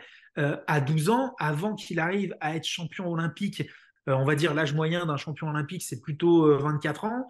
Entre 12 et 24 ans, il y a une vie. Et donc, combien de sportifs rentrent sur liste à 12 ans et en sortent à 14, 16, 18 parce qu'ils se sont blessés? C'est énorme. Mais ces gens-là, ils n'ont jamais préparé d'après-carrière ou de reconversion.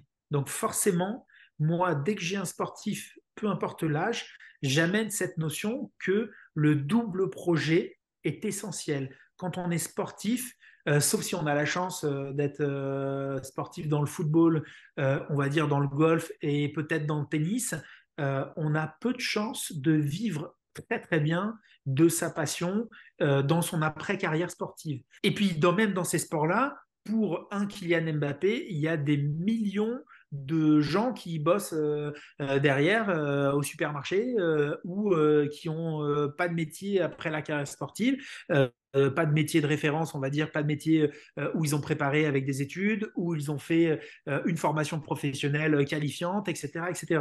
Donc, globalement, ça, c'est un des rôles que le médecin du sport amène, c'est comment tu gères ton double projet et c'est quoi ton après-carrière. Une fois qu'on a dit ça, quand je consulte le patient, je parle évidemment avec lui de la balance bénéfice-risque à plus ou moins long terme.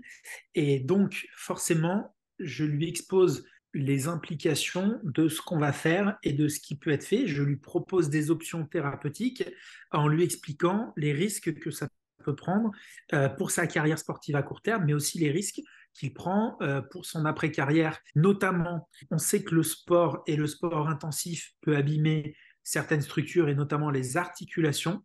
Mhm. Donc l'arthrose, c'est un phénomène qui touche les sportifs et c'est une arthrose qui est très précoce. Donc l'idée, c'est que de temps en temps, les patients, ils souffrent très jeunes de leur arthrose. J'ai des fois des patients de 15-16 ans qui ont une arthrose qu'on voit chez des gens qui peuvent avoir normalement, on va dire, entre 60 et 70 ans.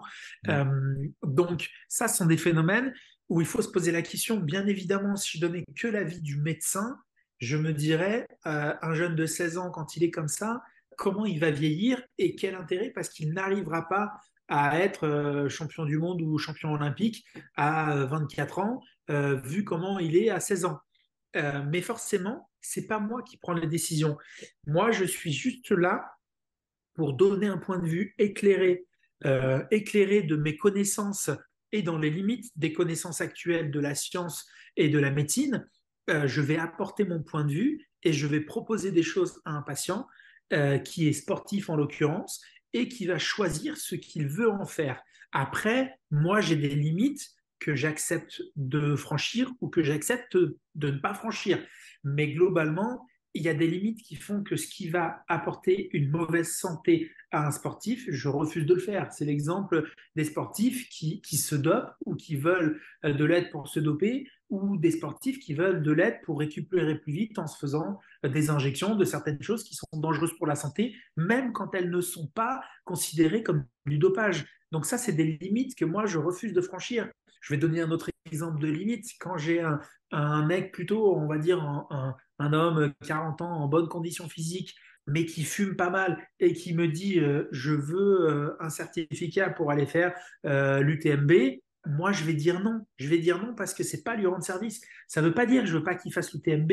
Ça veut dire que ce gars, même s'il court de manière plutôt régulière, que c'est génial qu'il se mette un nouveau challenge. Le challenge le plus dur qu'il doit faire dans un premier temps, c'est arrêter de fumer. Parce que ce sportif-là, c'est toujours celui qui fera l'accident cardiaque pendant l'effort. Et donc, je ne lui aurais pas rendu service. Donc ça fait partie de certaines limites que je ne veux pas franchir. Je vais te donner un autre exemple. Il m'arrive, quand je suis sur le terrain, dans certaines compétitions, d'avoir un sportif qui se luxe et de réduire la luxation de manière instantanée parce qu'on va se poser la question, ça c'est une qualification pour les JO, ça c'est une médaille, ça c'est important pour l'équipe, etc., etc. Mais je vais le faire et des fois il va falloir que le mec à qui on a réduit la luxation, il va falloir qu'il soit strappé, il va falloir qu'il essaie ça. Et la question qu'on va se poser, c'est pourquoi j'ai réduit la luxation à ce moment-là? Est-ce que ça avait un intérêt médicalement? Est-ce que ça a un intérêt sportif? Et est-ce que ça va avoir une conséquence sur la bonne santé future de l'athlète? Si ça a une conséquence sur la bonne santé future, je refuse. Si ça n'a pas de conséquence, mais que c'est important sportivement et que médicalement, ça se discute, je peux y réfléchir. Donc, tu vois, il y a un petit peu cette notion-là. Mais il est évident qu'un sportif ne tient pas compte de l'après-carrière. Et un sportif, on va dire, non professionnel du quotidien, qui se met à se passionner par une activité et qui est passionné parce qu'il évolue, lui, il ne tient pas compte des temps de récupération, il ne tient pas compte du fait que une blessure, ça peut impacter la vie professionnelle, la vie familiale, la vie sportive future et donc la bonne santé. Moi, quand j'ai un sportif qui a entre 30 et 40 ans, qui se met à la course à pied, qui devient bon et qui se met à faire de l'ultra trail et qui du coup s'entraîne énormément, ou un sportif qui se met à faire du triathlon, quand il a des blessures sur lesquelles il tire et qu'il ne se rend pas compte que le risque demain, c'est qu'il puisse plus courir du tout et que du coup, ben, il revienne en mauvaise santé, qu'il devienne plutôt moins bien dans sa peau, moins bien dans son cadre familial et que du coup, c'est un sportif qui va faire une pathologie cardiovasculaire parce qu'il a arrêté. Moi, je le sais, et moi, j'ai ça dans la tête. C'est un disque en fond, mais lui, il n'a pas du tout cette notion-là. Donc, mon rôle, c'est aussi de savoir arrêter un sportif quand il a besoin, et en tout cas, de savoir lui exposer ce qui peut lui arriver. Et ensuite, une fois qu'il a pris une décision sur quelque chose, moi, je décide de l'accompagner dans cette décision en respectant mes limites à moi. Et c'est ça où c'est le plus dur. Le plus dur, c'est de se fixer des limites à soi-même, de ne pas passer son temps à les repousser, et puis d'accompagner le sportif pour respecter ce que lui il veut. Moi, je ne suis personne pour dire à un sportif tu n'es pas capable de. Et tous les jours, il y a des sportifs qui prouvent le contraire à leur médecin, à leur chirurgien, à leur kiné, à leur maman, à leur entraîneur, à tout ce que tu veux. Donc, moi, je suis là pour te dire ce que la science dit aujourd'hui, c'est qu'il faut faire ça pour telle raison. Et je vais te demander, mais toi, qu'est-ce que tu veux? Quel est ton objectif? Qu'est-ce que tu viens chercher chez moi? La question que moi, je me pose quand je consulte quelqu'un, c'est que vient-il faire chez moi spécifiquement aujourd'hui? Quelle est sa demande? Pourquoi il vient me voir moi plutôt qu'un autre? Pourquoi il veut bien me voir moi aujourd'hui alors qu'il aurait pu venir me voir il y a 3 mois ou il y a 6 mois ou il y a un an quand sa douleur a commencé? Qu'est-ce qui a changé? Et quel est son objectif? Qu'est-ce qu'il attend de moi? Si le sportif, s'il y en a qui viennent me voir en me disant je viens vous voir, vous êtes ma dernière chance, j'ai vu 10 personnes qui m'ont dit il faut arrêter le sport. Et souvent, quand on creuse ça, ils ont vu 10 personnes qui sont objectivement pas aussi professionnels de l'activité physique et de la médecine que moi je le suis, et qui peuvent avoir donné un avis qui est basé sur leurs propres croyances, leurs propres connaissances, mais qui peuvent être limitées sur certains sujets, et qui ne prennent pas en compte l'ensemble du tableau, qui est le bien-être du patient, la bonne santé cardiovasculaire, psychique, etc. Et puis l'envie de la personne. Donc, moi, je définis des stratégies qui gardent la bonne santé le plus longtemps possible en accord avec ce que veut faire le patient et dans les limites de, premièrement, je ne dois pas nuire à mon patient. Voilà un petit peu le résumé.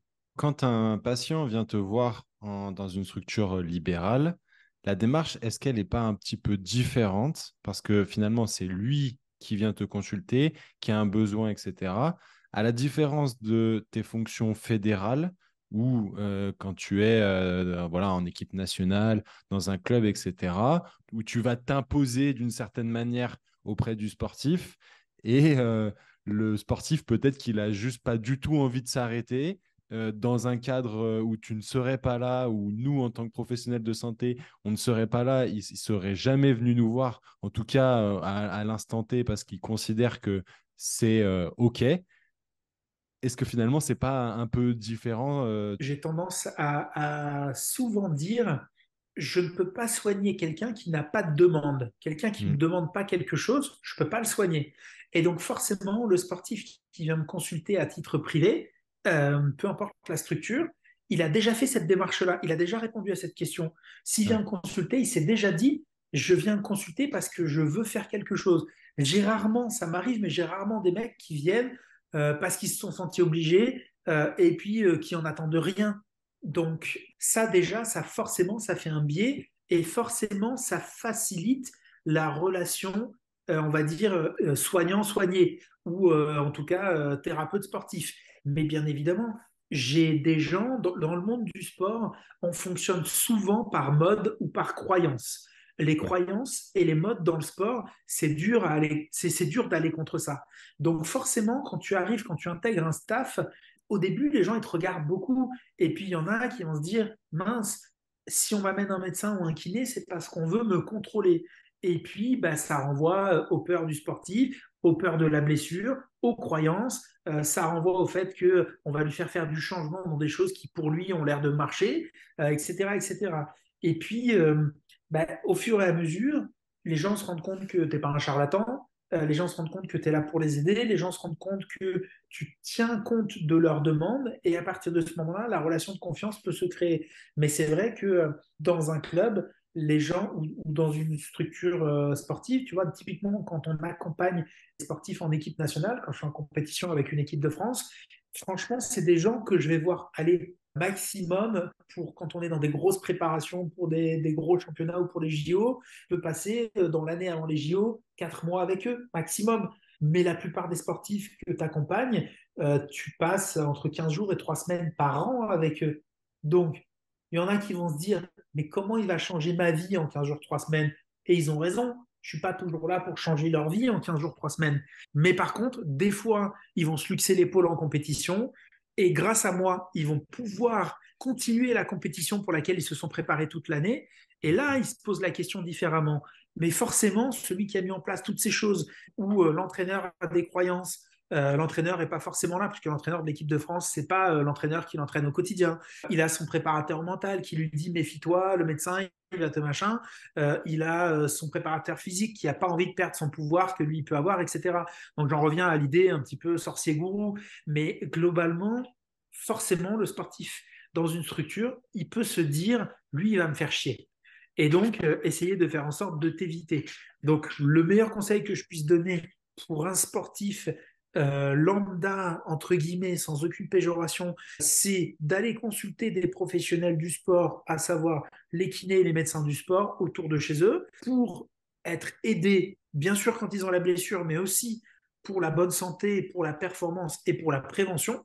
Je conseille aux sportifs de haut niveau qui ont des encadrements dans des structures, je leur conseille d'essayer de faire plus confiance et d'aller plutôt vers les thérapeutes dans l'objectif d'aller chercher aussi autre chose que les informations qui font pas plaisir, d'aller chercher de la compétence qu'ils ont et qu'on n'exploite pas souvent. Et ensuite, je conseille aux médecins et aux kinés des structures de continuer de se former, de faire des propositions, d'observer les gens, d'avoir l'humilité de dire quand on sait, quand on ne sait pas, d'avoir l'humilité d'accompagner les gens et de leur poser la question de qu'est-ce que eux ils veulent faire et de s'adapter à cette demande-là. Une fois qu'on fait ça, on arrive à communiquer tous ensemble. Très clair.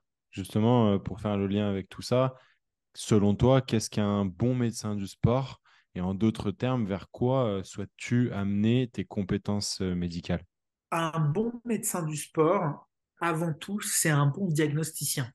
Donc, je pense que le travail numéro un du médecin du sport, c'est de faire des diagnostics. Et il faut faire des diagnostics qui sont pointus. Donc, pour faire des diagnostics pointus, il faut être bien équipé. Un médecin du sport en 2023-2024, il ne peut pas ne pas faire d'échographie ostéo-articulaire. Je pense que c'est pas possible parce que c'est le prolongement de mon bras, moi au quotidien, c'est le prolongement du bras du médecin du sport. Sur une lésion, je vais te donner un exemple, une tendinite, on va dire. Donc nous, on n'appelle pas trop, on dit jamais tendinite, mais on appelle ça sur une tendinopathie, une atteinte du tendon, et notamment, je vais te donner l'exemple du tendon calcanéen ou du tendon achilléen, donc c'est le tendon d'Achille, c'est la même chose. Sur une pathologie de ce tendon, il n'y a pas forcément besoin d'être médecin et pas forcément besoin d'être médecin échographiste et médecin du sport pour faire un diagnostic de tendinite du tendon d'Achille. Mais moi, je vais pouvoir te dire quelle partie du tendon est atteinte, quel type d'atteinte il a, quelle partie du tendon issu de quel muscle du mollet est atteinte, quelles sont les complications qu'il peut en avoir, comment sont les structures autour, et du coup te donner le meilleur pronostic de récupération. Et ensuite, quelles sont les options thérapeutiques que tu as à ta disposition.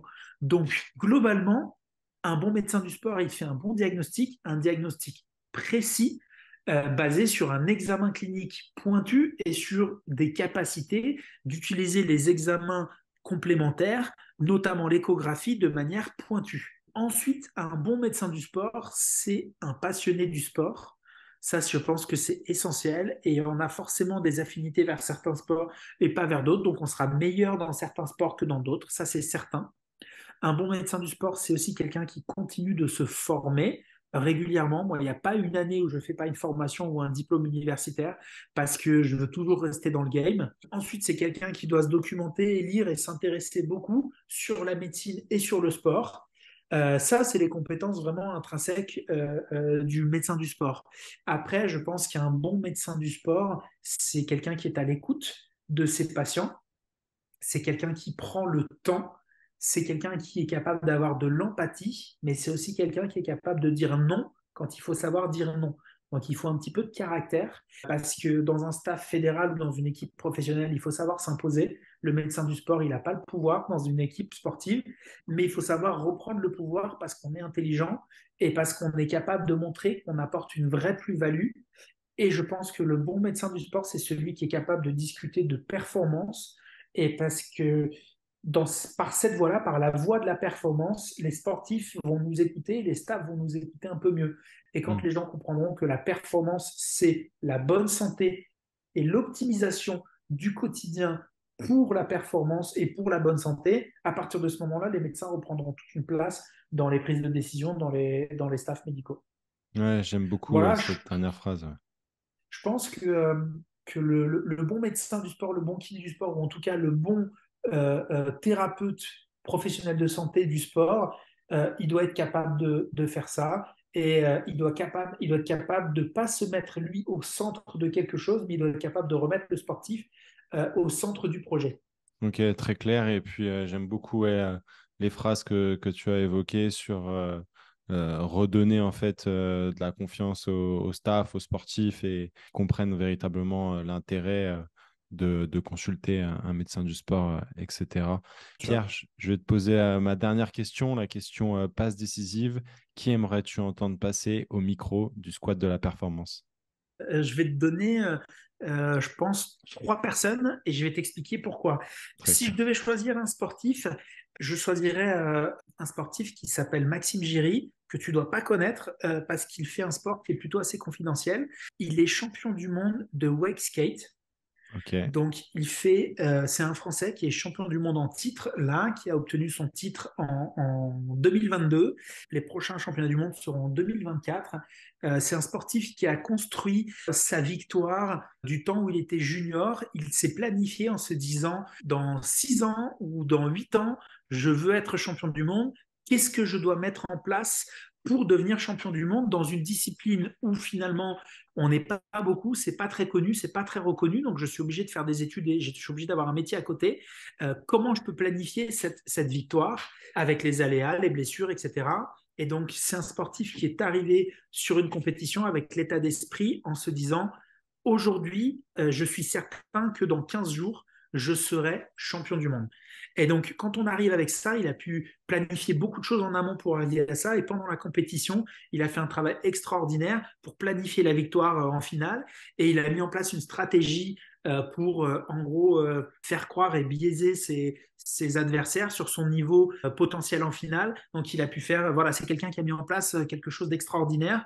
Et je pense qu'il mérite d'être écouté. Je suis hypé. Voilà, je t'ai fait un Teasing. bon teasing. Ensuite, si je devais interroger deux autres personnes qui ont beaucoup apporté, j'aimerais éventuellement interroger Émeric Guillot. Je ne sais pas si ça te parle.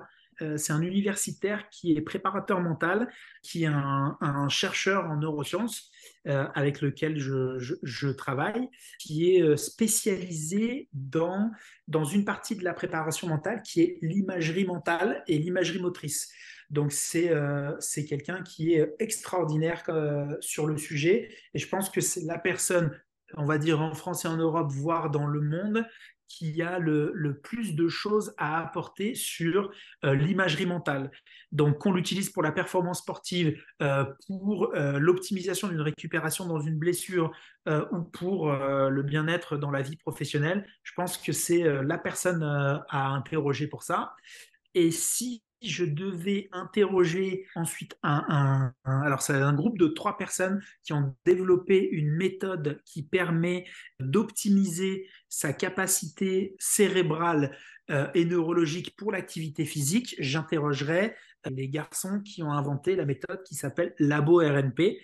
Je ne sais pas si tu connais, Ouais, si, si, mais ils sont mais passés déjà sur le podcast. ah c'est vrai, eh ben Ouais, super. ouais, ouais, ouais. Écoute, je Je savais je te pas. l'enverrai. Non, mais Ah t'inquiète, ben je te écoute, l'enverrai.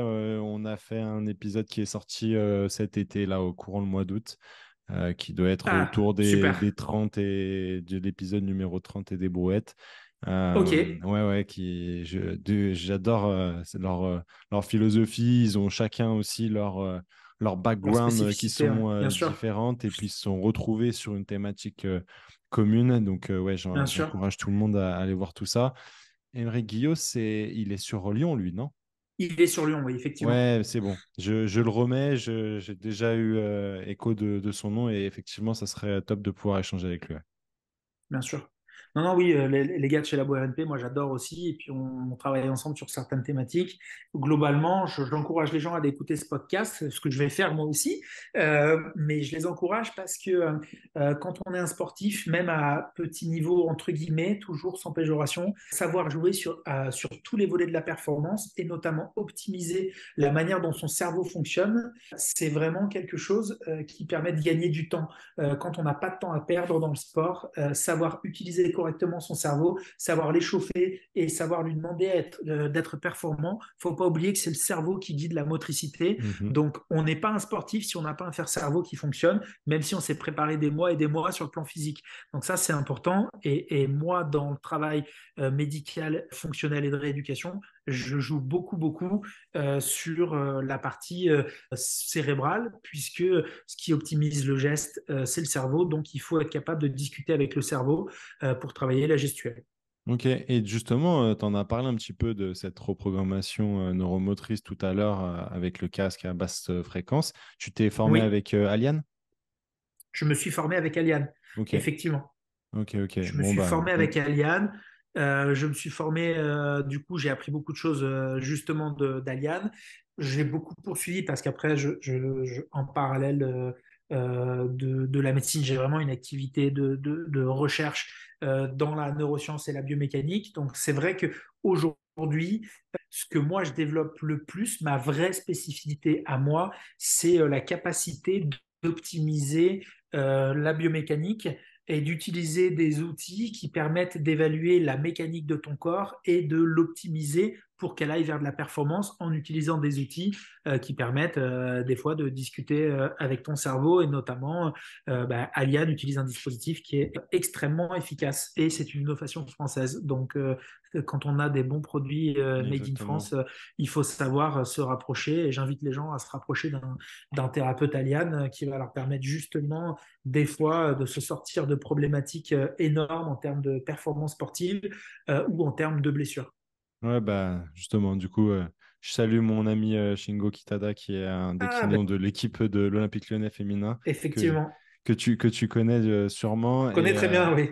Et je crois savoir que l'équipe Allianz suit un petit peu le projet du squat de la performance, donc on les salue. Et puis bien évidemment, la raison pour laquelle tu es là, ben, c'est en partie grâce à Marc Sourti qui a fait une passe décisive. Et donc je suis ravi qu'on ait pu échanger tous les deux sur toutes ces thématiques. Pierre, je te laisse du coup le mot de la fin. Je voudrais rappeler aux gens que la médecine, c'est avant tout la bonne santé et la médecine du sport, c'est la combinaison d'une bonne santé et de la performance sportive. Et je pense que chaque sportif, il devrait se réveiller tous les jours en se disant, qu'est-ce que je vais faire aujourd'hui pour être en meilleure santé et qu'est-ce que je vais faire aujourd'hui pour être plus performant dans mon sport. Et il y a des gens qui sont capables de les aider, qui sont les professionnels de santé du sport et notamment les médecins du sport. Donc, je les encourage vivement à trouver des correspondants de qualité autour de chez eux. Je leur encourage vivement à essayer des correspondants. On peut aimer certaines personnes, on peut aimer certaines approches, on peut ne pas aimer. On n'est jamais propriétaire des patients comme on n'est jamais propriétaire de son médecin. Donc, il ne faut pas hésiter à trouver les gens qui vont nous aider à remplir et à atteindre nos objectifs parce que la vie est faite d'objectifs et de rêves. Et donc, je souhaite à chacun d'atteindre ses objectifs et ses rêves et de s'accomplir via le sport. Parfait. Bah, c'est un très beau mot de la fin. Merci beaucoup, Pierre, pour cet épisode. Et à toi qui nous a Et écoutés bien de rien, jusqu'au avec bout. un grand plaisir. N'oublie pas de t'abonner au Squat de la Performance sur YouTube et ta plateforme de podcast préférée. Si tu as aimé notre conversation, n'hésite pas bien évidemment à nous laisser un commentaire et un 5 étoiles. J'insiste un petit peu là-dessus, mais ça fait toujours plaisir et je les lis absolument tous. Merci beaucoup pour tout votre soutien au fur et à mesure de ces nombreux épisodes. Nous, on se retrouve mercredi prochain, 18h. D'ici là, je te souhaite de prendre un maximum de plaisir dans ton sport. Force!